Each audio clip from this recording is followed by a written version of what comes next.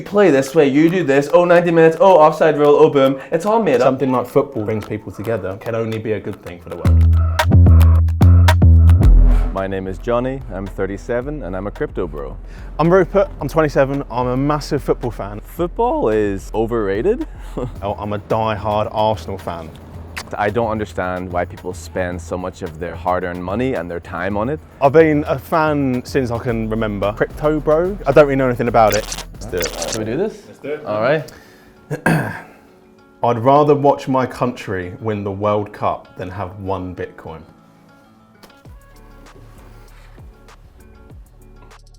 Agree. I'm not sure how much money that you make from watching a football game, but like I would love another Bitcoin. So if you have one, please feel free to pass it my way. How much money is something that might ever happen once in your lifetime worth, if at all? You mean the memory of that thing? Yeah. I'm not assuming that it won't happen again. Yeah, watching my team or my Team win the World Cup. my home country win the World Cup. Yeah, cool. It's nice, like for a minute. But like having a Bitcoin that's like increasing in value and then I can like buy something with it, I think I prefer that, honestly. That's something that actually like pays me back. I'm not watching something and then being like, oh, for 5 minutes. No, I'm like, sweet, man. Like I had a Bitcoin, I invested in something and I took a chance. You know, I took a chance on something and then look, it pays me back. I'm much more interested in that. Albeit it's an extravagant amount of money, you know, I don't think you can put a monetary value on, you know, watching your country win the World Cup. So for me, it's a no-brainer. Yes, maybe you're more patriotic than me. I'm enjoying this. Yeah, it's all right, man. It's all right. Okay, professional footballers should be negotiating token deals into their contract. It just seems all a bit unnecessary to me. Obviously, they already have their salaries, they have their performance bonuses, they have their sponsorship. Like, you know, if we're going to start throwing everything else on top of that, we might as well start giving them gold, silver, houses, peanuts, pork scratchings, everything in between. So. Why would they want to? You know, did they not earn enough already? Thinking more long term. Again, we were talking about like when you're playing, yes, you can make a lot of money, but then after, you know, your career ends at 30 or 35, but it's always thinking about the long game, right? But now the risk is you're taking a token instead of salary and the token doesn't do anything. So it's an instead of, not necessarily. Well, I would say having both is spreading your bets a little bit and showing your interest in the type of currency, different currencies. But I think it's a good idea. I agree because conventional money is one aspect, but with inflation, it's crazy. It's losing a lot of value very quickly. And so they're having to increase these money. But money doesn't really mean anything these days, really. Like the value is like, how much is a pint of milk? Honestly, it's like double, 3 times the price. So you can't really compare with the way inflation is going. But tokens, it's diversification and it's interesting and it's innovative. And yeah, I think adding tokens or being paid in alternate methods is a good idea. Is it not all just make-believe though? I mean, isn't football make-believe? People came up with a load of rules, right? You play this way, you do this, oh 90 minutes, oh offside rule, oh boom. It's all made up and then we all agree. Money's made up. How long's football been around for? Money's made up. How long's football been around for? I don't know. A long 500 time. years maybe? A long time. Yes, not even started in How this long's country. crypto been Not around even for? started in the UK. Pigskins in some other country. But the thing is, money, how long's that been around for? That didn't exist. I don't know, it exists and are obsessed with money. Money is just a trading tool. Money is just there so we can trade things. So why are we still talking about money? Crypto or different ways of trading is going to create new ideas for the future.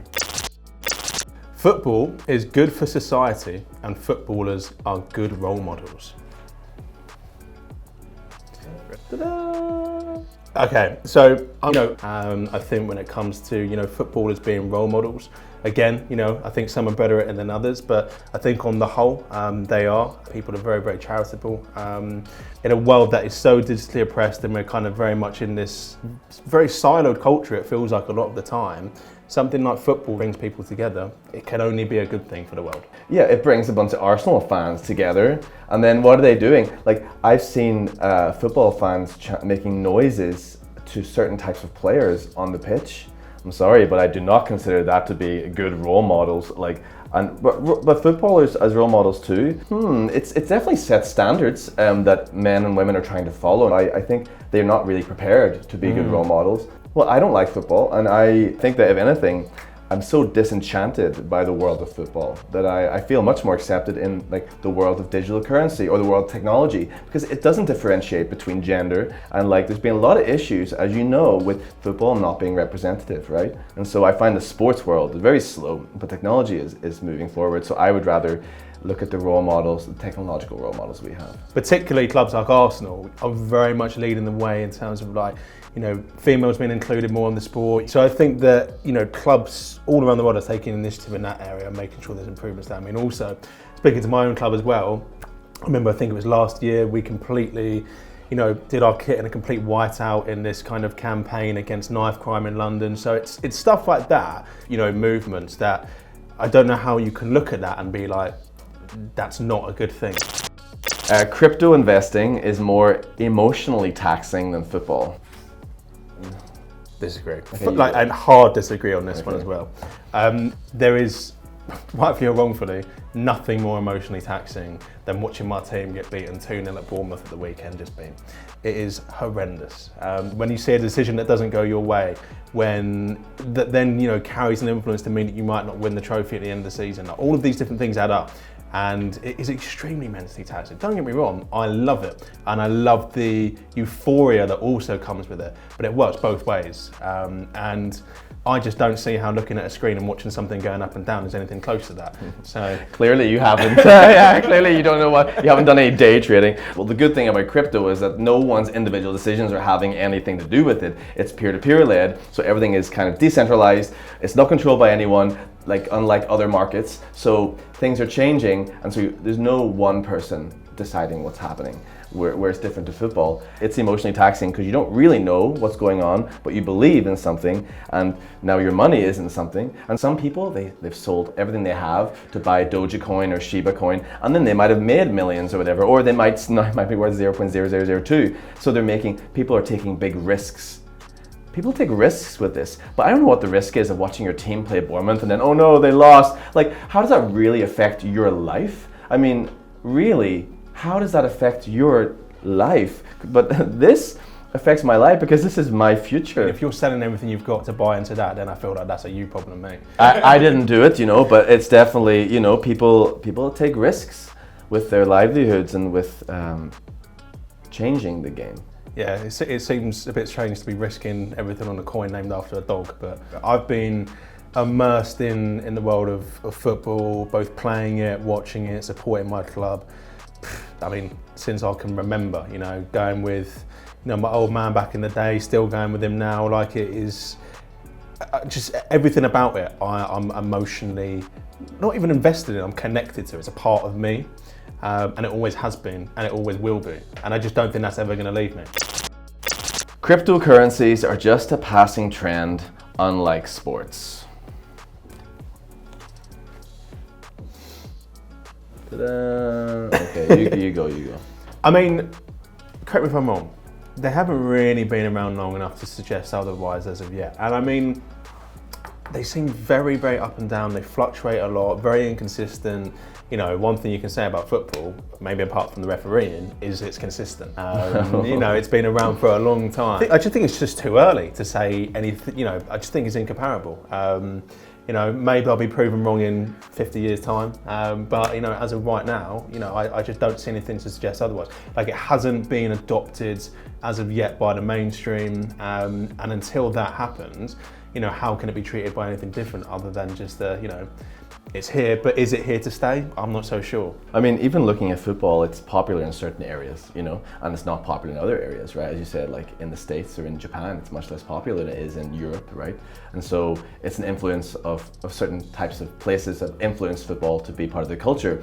But cryptocurrency is popular globally, you know, and there are a lot of people globally in many different countries, almost every country in the world, who have crypto. So it's global, it's actually fully global. And the market cap is like $3.8 trillion or something. So it's a lot of money. There's a lot of people who are very interested in making crypto successful, and I don't think those people will let it pass, you know. But we don't know what happens in the future, so we just focus on where we want to get to. But for me, I think it is the future. So, and we're already living in it. It's just people are resistant to it. Yeah, just on that, I will say I reckon, educated guess, there are more football fans in every country than there are crypto fans. The offside rule is easier to explain than blockchain technology. Okay. Okay. Oh, okay. We both going to agree here. All right. I mean, I'm just going to say it. I mean, the thing when it comes to the offside rule is that, particularly with the introduction of VAR and the Premier League and stuff like that, it seems to become more of a subjective rule, even though we all got all these fancy lines. But at the end of the day, it's a very simple to understand rule. You got your last man. If the player's beyond the last man, he's offside. It really is that simple. Can you really say it in one sentence what blockchain technology is? Because I've got no idea, so I'd really appreciate it. Yeah, I'll do my best, you know. Well, the reason that I said agree is because people seem to talk about how complicated the offside rule is. However, I understand the offside rule, you know, like it once explained once, it makes sense. So the blockchain technology is much more complicated, right? It's much more intricate, right? It takes thousands of people to make sure that it works, right? But it works because it is a peer-to-peer lending. When there is a transaction, a block is made, that block is connected by all the people who have been involved in the past and who confirm that that transaction is legitimate. It's actually very straightforward. Instead of having a third party to confirm, it's peer-to-peer, you know? And then that block that we have between us is connected to all the previous blocks. It can't be changed before, so it means that it's so secure. Like it's a very secure network that's peer-to-peer led. Like one person, one referee will decide, right, is it offside? But 10,000 people observing the ledger, which is what a blockchain is, will confirm that the transaction is legitimate and they will give their confirmation.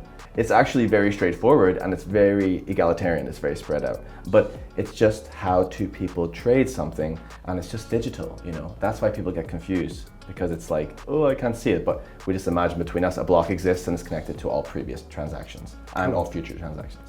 I mean, based on how you just explained it to me, mate, it might be better to compare explaining VAR versus the blockchain technology, because I don't know how that works, mate. So. all right. Let's go. Last one. Last one? Sure, it'll be a good one. All right. Oh, okay. An easy one. Even if you might even agree with this one. Okay, sports can benefit from blockchain technology. Okay, I'm putting disagree here because I just don't understand it. Okay. To be totally frank with you, for me, I just deem it as an unnecessary.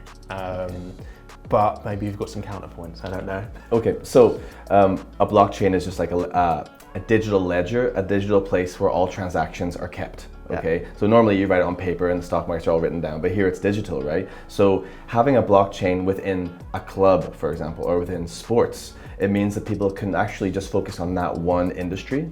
Okay, now fan tokens is a way, that's what you're going to be passing. You're going to buy and you're going to be selling those or using them to trade. So it allows international fans to connect with their club for things like maybe you can use a fan token that is kept on your blockchain, use a fan token to watch a game or to have a call with a player. It's kind of like a secret currency for your team, you know? Like you imagine as a kid, you have these tokens and the token gets you something special, but that token is only read within, only understood within a certain system, okay? So blockchain is the system, okay? It's the pitch, and the fan token is like different things you can do with it.